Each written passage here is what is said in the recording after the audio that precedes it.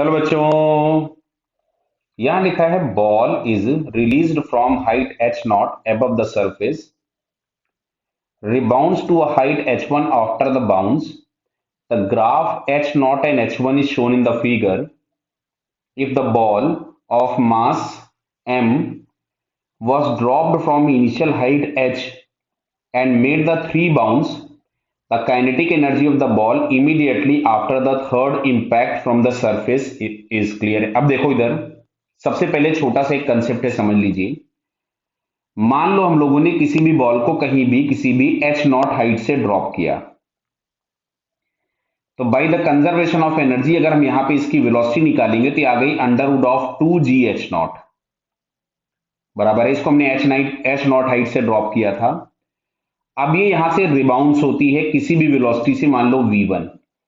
तो जो coefficient of restitution होता है e, इसको हम लोग लिखते हैं रिबाउंसिंग अपॉन हिटिंग। तो रिबाउंसिंग अपॉन हिटिंग, तो यहां से हम लोगों के पास जो रिबाउंसिंग स्पीड मिली वो आ गई e times under root 2gh। Clear है बेटा? अब देखो ये वेलोसिटी हो गई v1 और इसकी फाइनल वेलोसिटी जो टॉप मोस्ट पॉइंट पे होगी वो 0 हो गई और a की जगह मैंने -g लिख दिया। तो अब मैं अगर यहां से लिखता हूं v square is equals to v1 square plus 2gh, नया वाला हाइट कुछ भी h, तो यहां से मिलेगा आपको e स्क्वायर बराबर हमको v1 का स्क्वायर करना है और ये हो गया 2gh not minus of 2gh। तो यहां से h इज इक्वल टू मिलता है e square times h not, मतलब पहले इंपैक्ट के बाद जो हाइट अटेंड होगी वो e square times initial height होगी।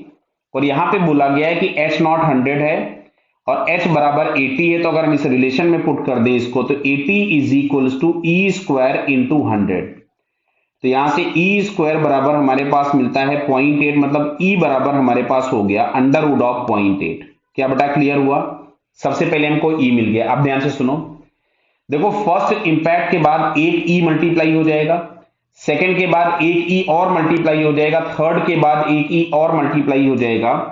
तो थर्ड रिबाउंस के बाद जो वेलोसिटी होगी वो होगी e टू द पावर 3। बेटा देखो ध्यान से, e की power 3 into initial velocity v hitting, तो यहां से आ गया e की पावर 3 और v हिटिंग था अंडर रूट ऑफ 2gh, क्योंकि बोला है क्वेश्चन में कि it is dropped from height h। ये देखिए initial height is h। Clear?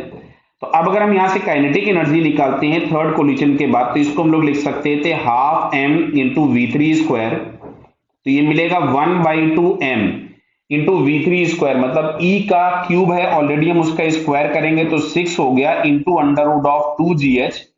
तो 2 से 2 कैंसल हो गया, तो फाइनली यहां से हमारे पास मिलेगा mgh इंटू e की पावर 6। अब देखो यहां से e बराबर दिया था 0.8 की पावर हाफ, तो अगर हम इसका पावर 6 करेंगे तो mgh क्या आपको दिख रहा है? ये 0.8 की पावर 1/2 का पावर 6 करोगे तो 3 मिलेगा, मतलब 0.8 की पावर क्यूब इंटू mgh, जो कि अगर हम ऑप्शन में चेक करें तो हमको यहाँ पे ये फर्स्ट वाले ऑप्शन में दिख रहा है। क्लियर?